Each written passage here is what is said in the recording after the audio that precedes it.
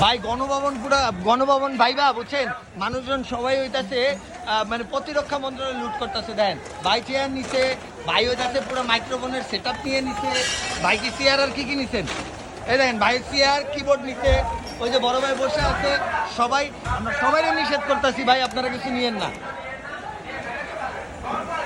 হ্যাঁ এই দেন বাইডেন পুরো আলমারি উড়াই লয়ে গেছে। এটা রাখ, এটা দিয়ে ঠান্ডা খাই।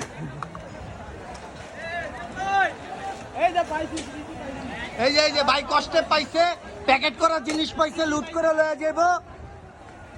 দেন এরা কারা? সবাই দেশের জনগণ লুট করতেছে।